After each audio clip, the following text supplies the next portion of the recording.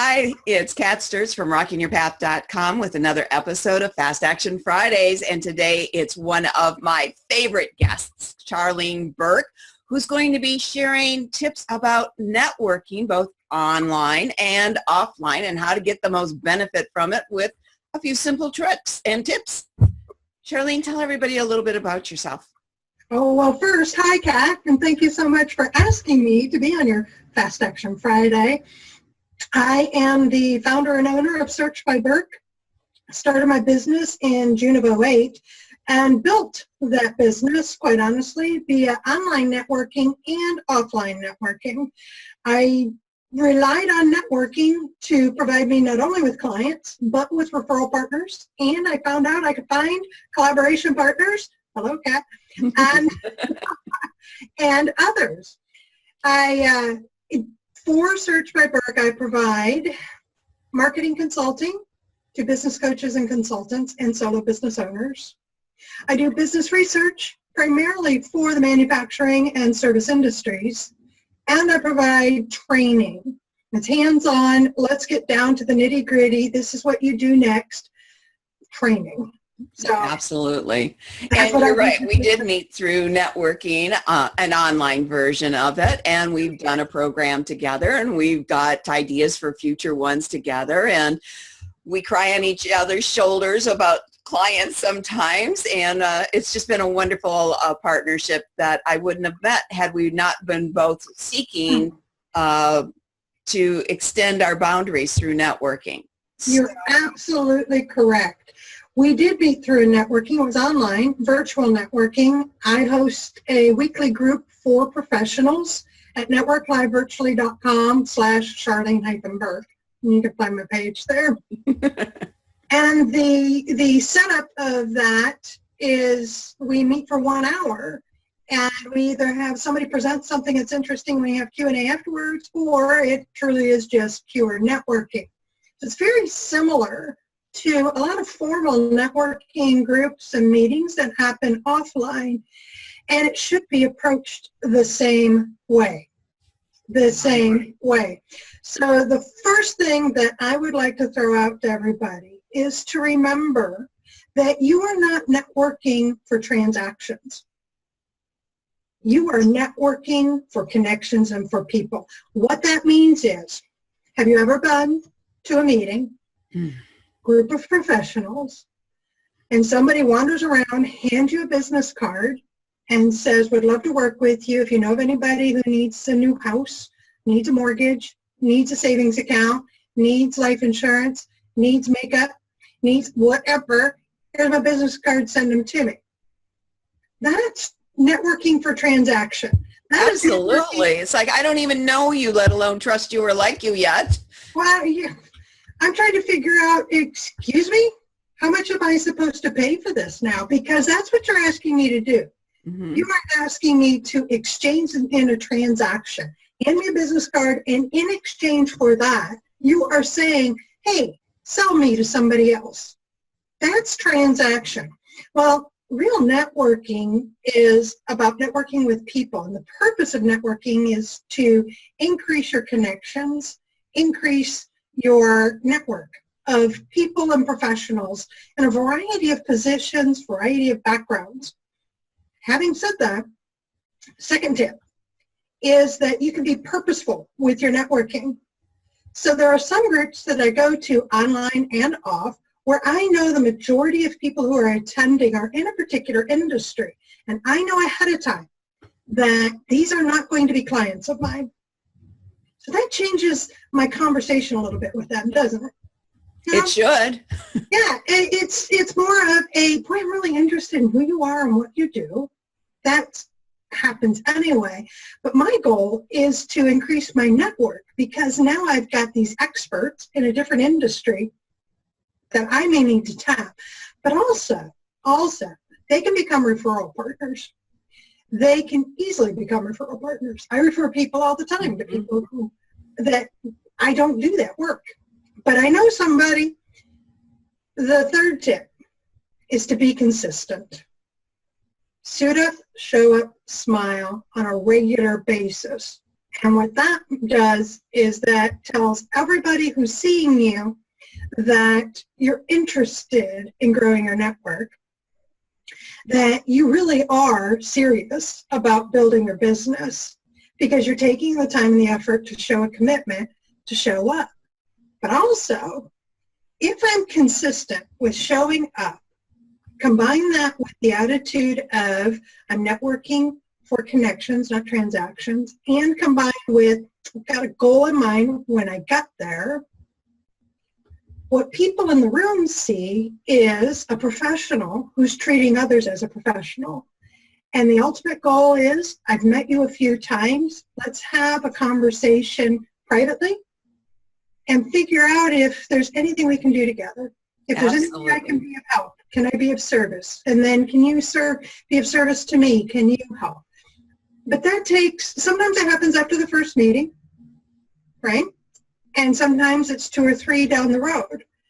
But what if you showed up at a networking meeting that I'm at and we only had 30 seconds to meet, in person or virtual, and I'm intrigued and I really want to get to know you better.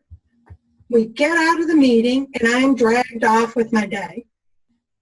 And so the next week comes and I remember, oh, I saw you at that meeting. Boy, I hope you're there. I'm really looking forward to seeing you again so that I can learn a little bit more about you. And you don't show up. Yeah. It happens all the time. Yep, it does. So, yeah. Those are my views. Right. And you already know that I agree 100% with your views on both online and offline and what people do right and what people do to their disadvantage.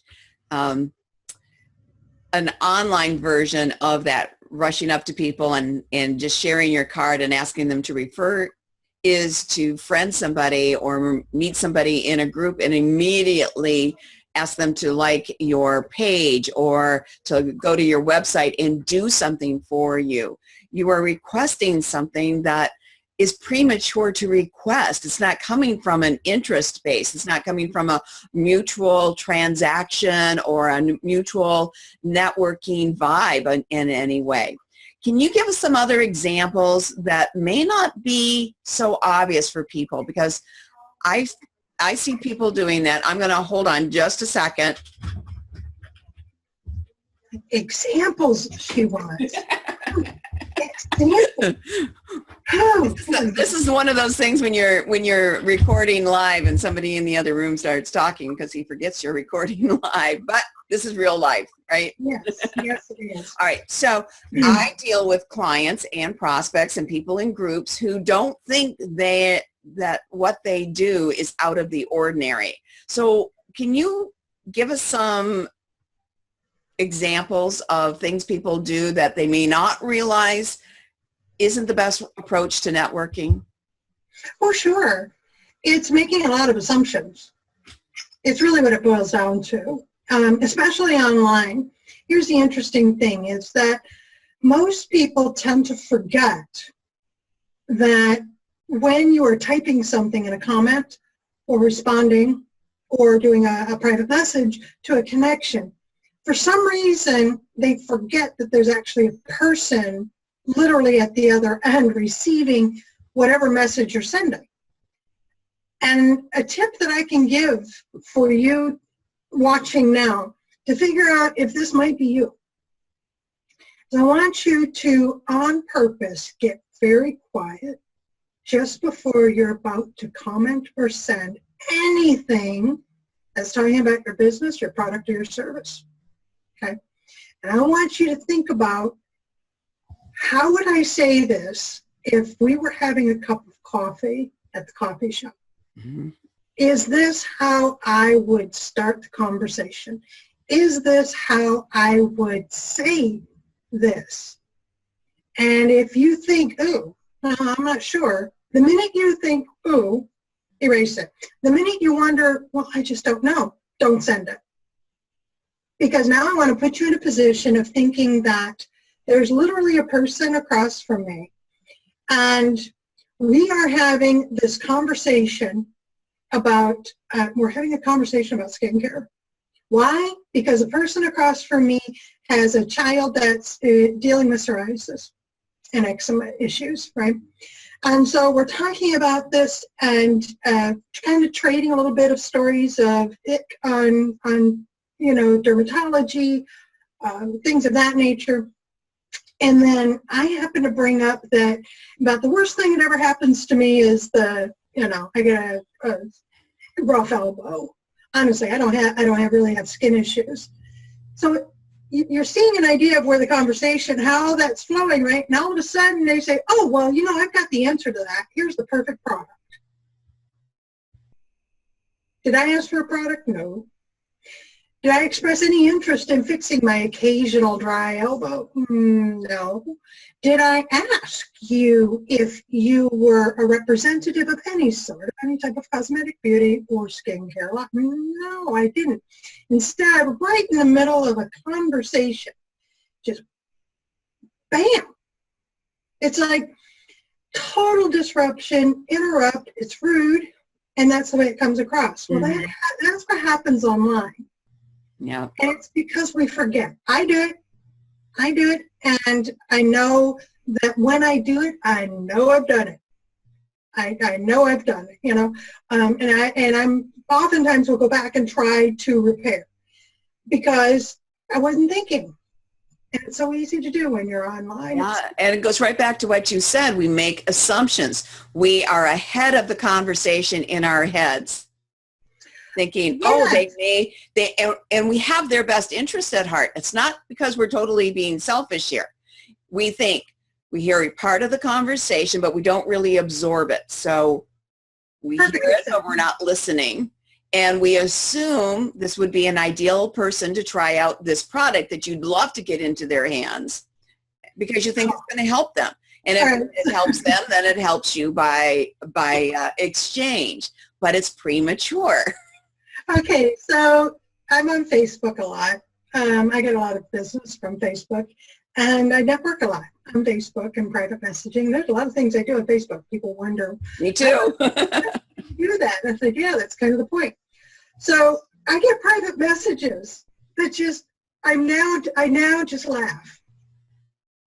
And they're from people I have no idea who they are, or because I'll get, of course, in my other messages, but I'll get somebody who just friended me, has waited a few days, and suddenly private message me.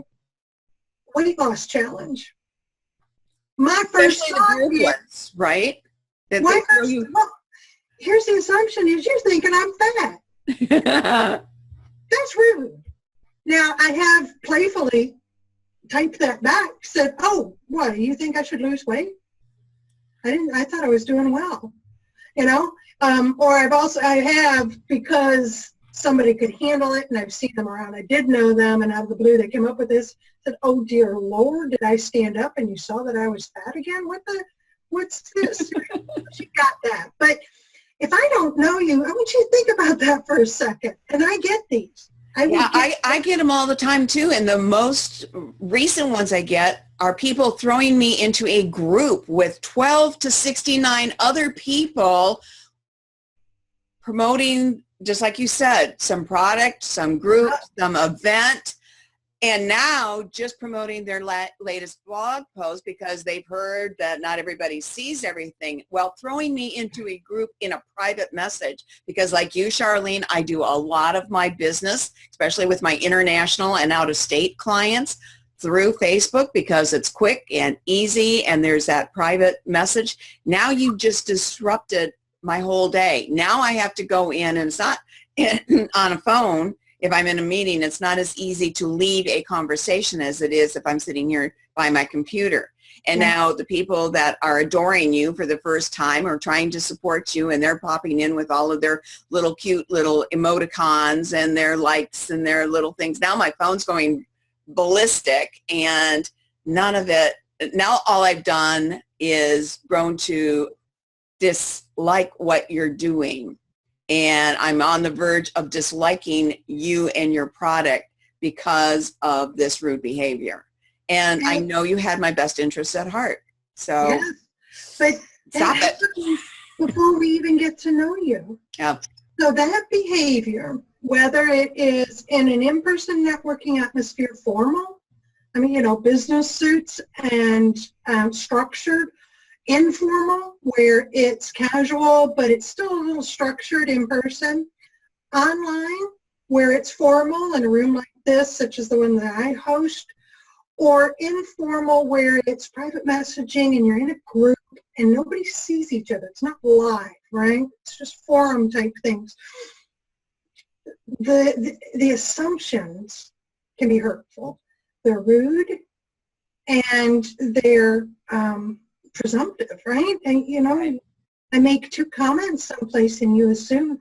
I love the ones that assume that, well, because you're a woman, you understand women issues and children issues. And I just crossed my arms. I don't have kids. That's sad that you think that.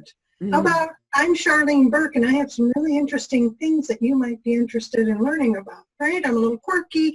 I like to read some books like Sharon. Let's find some interesting things to talk about, even if we're talking about our businesses. Yeah. We're still going to be talking about it in a respectful way. So that's tip number 4 is bring your manners. Absolutely. And did you have another tip for us? Well, how many do you want? I can go. Well, I know you can go on. I want to go to a tip about how many groups we belong or participate in. Now, I belong to many more groups than I'm active in. Some because I'm just keeping tabs. Some are part of products or courses that I bought that I need that connection should I have a problem, and I may pop in once in a while. But I limit how many groups that I feel I'm actively networking in, because if I can't regularly contribute or benefit from it, my presence there isn't helping me and it's not helping them either. So can you address that? I can. For me, this applies to a couple of different platforms because I belong, I'm active in a couple of different platforms and the different groups within each. So my activity is pretty limited. It is limited to that which I can be conscious of, So I have basically 3 groups in Facebook. This is not including my own, but 3 groups outside of my own group that I'm pretty active in. You'll see me commenting. You'll see me make mistakes. You'll see me, you'll see me come back and just beg forgiveness, of which I've done. You'll see me just, posting, starting discussions, and liking and commenting, and pretty much in all 3. And the reason I'm there is pretty specific. My target market for customers, referral partners. There's another group I belong to that in actuality is more like joint venture possibilities. Mm-hmm. So of course I'm talking about different things in each of those. And it's 3 groups outside of my own in Facebook. And on LinkedIn, there are 5 groups. Right. But again, they're very specific. They're niche industries. And Facebook is different than LinkedIn, is different than all the others. So now I belong to 57 on LinkedIn and a ridiculous number, like 79. Yeah, it's easy to Facebook, get overwhelmed on Facebook. Right, but active on purpose, and no more than 3 at a time. Right. Well, we're getting close to our half-hour time here, and I want to point out something that we haven't discussed just yet.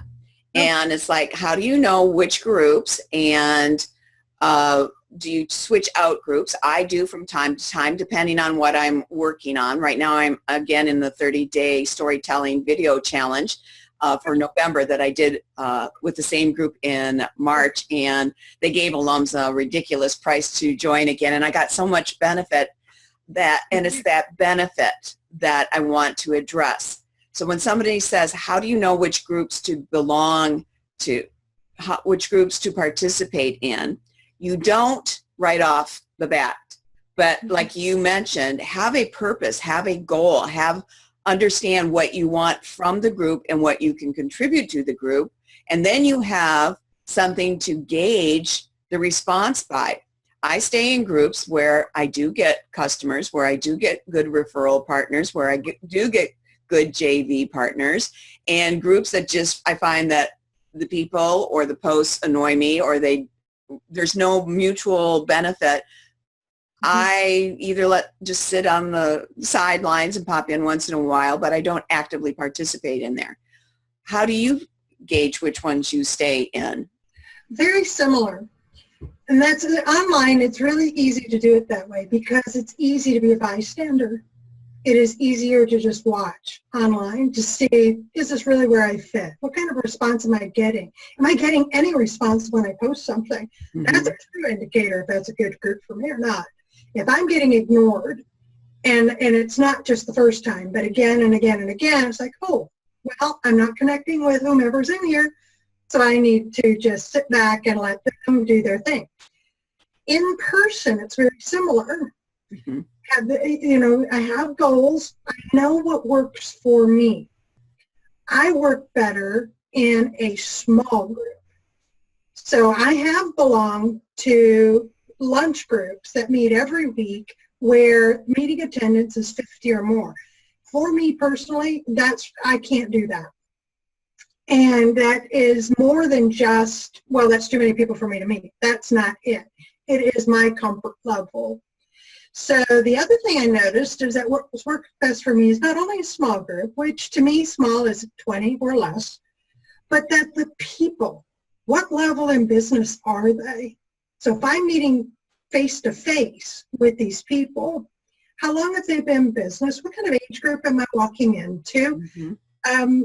Are they just strictly salespeople, or are they a combination? For me, it's a combination. Salespeople, but primarily business owners.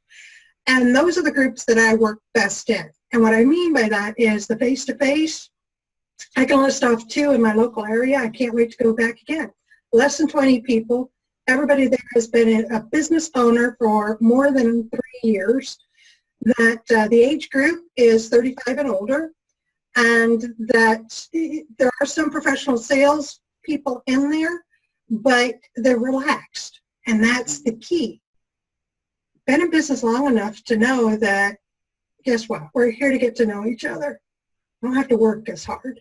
Right. Work as hard to get to know you. We're just going to, hey, do we have a cup of coffee before the meeting starts? Great. Say, so what are you up to? Hey, did you see this? Hey, are you into that? Saw you were into these kind of books before. How's business? Things happening well. See me enough times, and it usually takes, a handful of times, and then it's, are you still into doing this? Because I came across somebody. Yeah, be happy to talk to them. Right. Yeah.